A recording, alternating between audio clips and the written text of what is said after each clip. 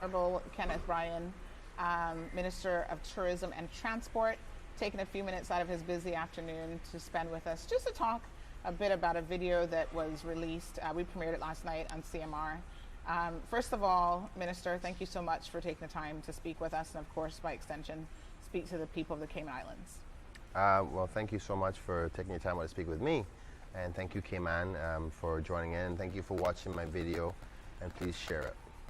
It was quite a hit already, I must tell you. I think it's probably gone over 5,000 views in about 12 hours. The message, in my opinion, was loud and clear. It's about trying to prepare and trying to get ready. I think it was very, very effective. But what motivated you to even do this video? I think it's the anxiety of everybody after we firstly reported the first positive in many, many months.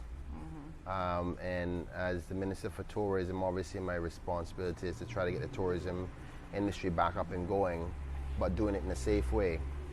And I saw that with the anxiety levels and the nervousness of the people, you can't leave your people behind. You don't want to make a decision to say, you know, we're going to open regardless of what people think. We represent people, we're representatives, even though they call us, you know, ministers and premiers and all that.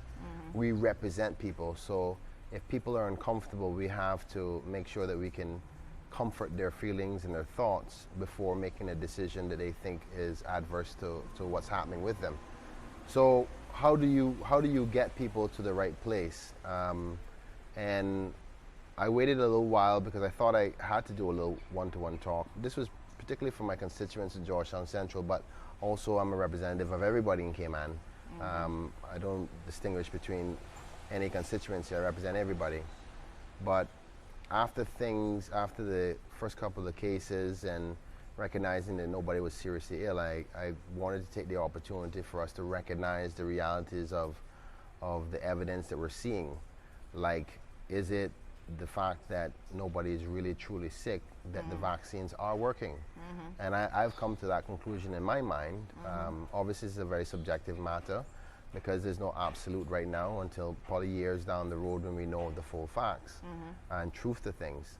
But I think that is what it is. And if we continue the necessary measures to protect ourselves and you know, adjust our behaviors as humans to be more proactive and staying away from the risky areas, like keep your hands clean, eat well, keep your immune systems going, and take your vaccine if you're a person who supports that. I think all of these things together can give us the comfort level within ourselves to move forward. So it was like we all knew it, but somebody had to say it, and I felt, okay, you know, this is something I would do with my people and my constituency, so why not do it for the country? So that's why I did it, and I hope that people understood what I was trying to say, and that we all can, you know, it's like, okay, calm down.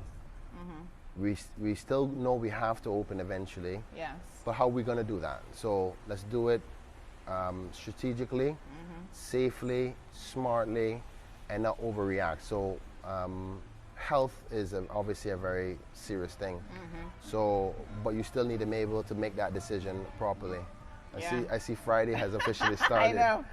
It's already Friday part one. That's really what it's about. Nothing more to it than that. And I'm glad that the reviews are good and most people agree to it, because what I was concerned about is what would happen if people are not seeing it the same way.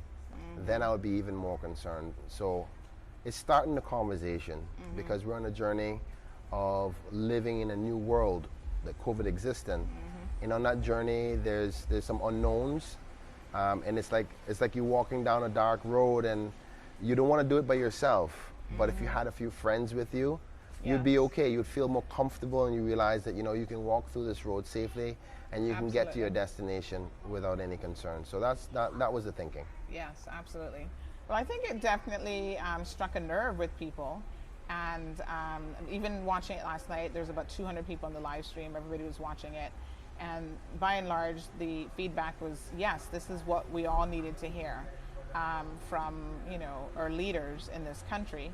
And I think doing it as a solo video was so much more impactful than saying the same thing. 'Cause I think the premier has said more or less the same thing in press conferences and stuff.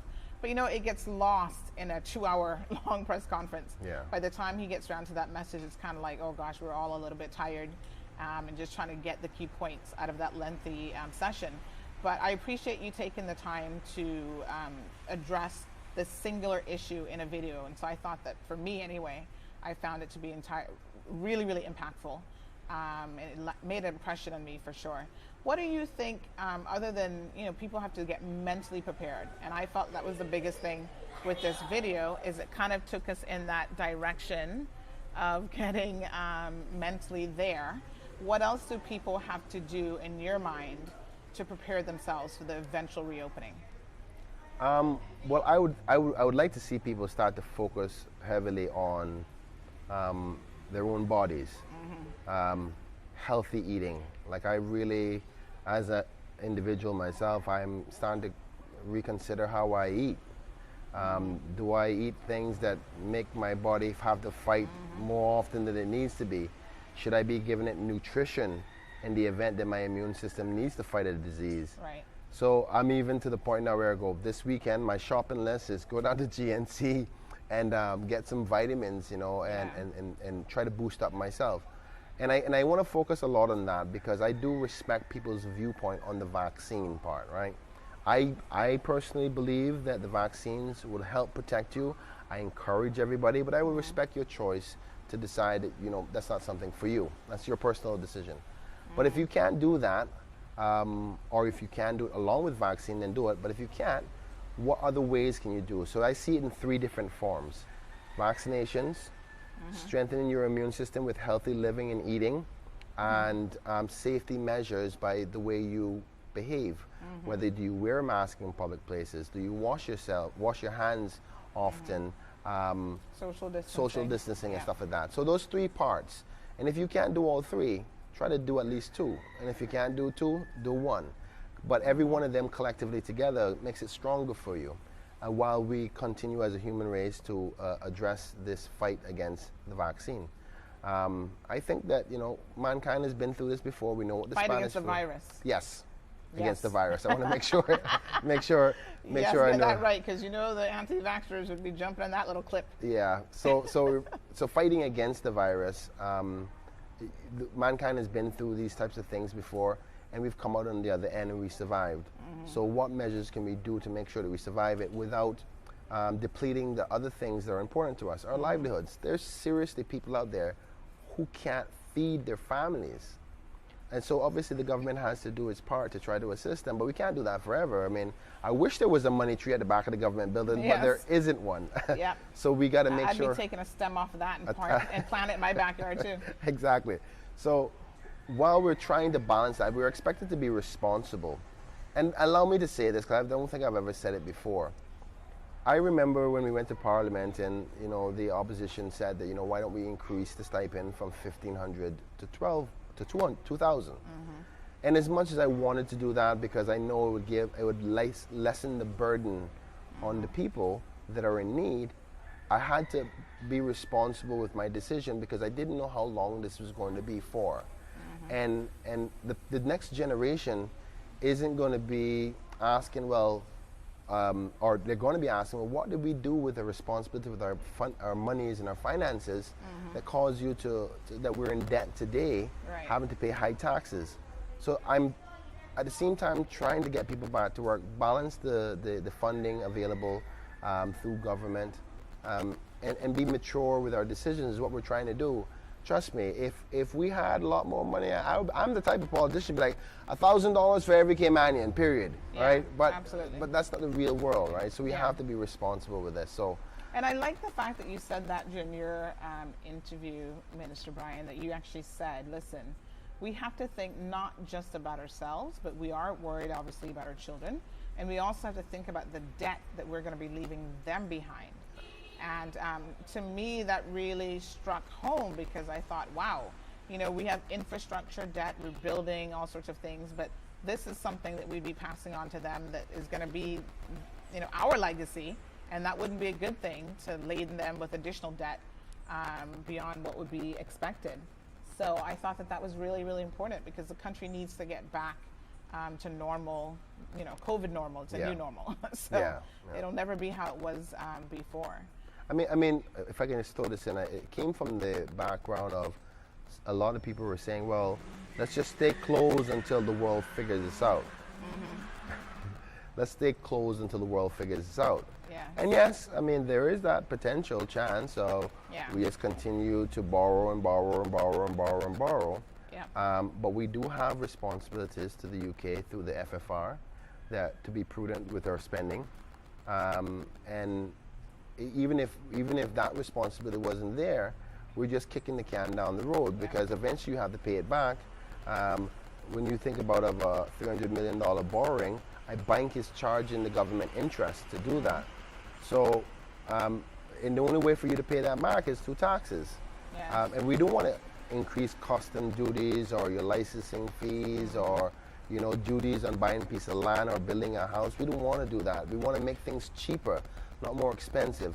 So we're not only thinking about today, but hopefully if this COVID can pass in a few months or in maybe a year, you know, there's some scientific research that finds that we can eradicate this thing. We want to be able to say, okay, now we can focus on moves to make it life easier. We don't want to be having to say, okay, we got to pay back all this debt that we were covering when COVID was going on. Yep. So that's what mainly I'm trying to get people to focus on, that it's not only about right now, but the future as well. Yep. And of course, the scientific data and the scientific community is essentially showing that this isn't going anywhere. There will be no eradication of it. It's something that we're going to have to live with. The sort of best case scenario is to go from it being a pandemic to it being endemic, where pretty much everybody's going to get it, and you give yourself a fighting chance of actually surviving it if you're vaccinated. You know, we've been doing a number of shows surrounded around the medical evidence as it relates to COVID, and just trying to educate people. The other point that I tried to stress in the video is the benefits of a reopening. Like I think, as a person myself, my kids haven't gone to see their grandfather in 2 years. And I'm here thinking, trying to plan, okay, how am I going to do this? We're going to go away, we've got to go into quarantine. My youngest daughter can't get vaccinated. That's 14 days plus the vacation time. And you think about, oh, that's a whole month. Yeah. So I said, okay, well, if we can fully reopen safely, there's a benefit there, because some people don't have the luxury of taking 14 days quarantine because their employer go, I ain't paying you for it. Yeah. So I wanted people to start to focus on, there are benefits too to having a better quality of life, because though the perceived safety of just Cayman being closed, there is, we're a multinational society. Many Caymanians have married and created families with new Caymanians. Many generational Caymanians have family members overseas, and traveling has become really difficult.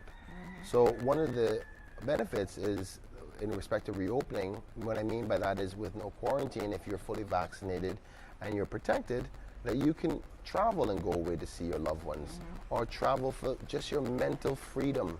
Because I must say that I've never thought that, I was never a big gotta go on vacation every year. But this is the first time in my life that I've said, boy, you know, I really need to get some free space for myself. And I hear a lot of people talk about it. So the mental health part of it too, there's a lot of benefits from that perspective, as well as people getting their jobs back, which is obvious, our economy doing well and their income doing okay. So those factors are some of the positives that I want people to focus on as well, you know? Yeah, absolutely. Well, Minister Bryan, thank you so much for taking a few minutes again out of your busy day. I see the rain. We're getting beautiful showers from above today. Blessings. And yes, we're so thankful for it. I think the plants definitely needed it. So please enjoy the rest of your evening and the weekend. And again, if you haven't seen the minister's video, it has been in circulation. We've got it up on our Facebook and YouTube channel.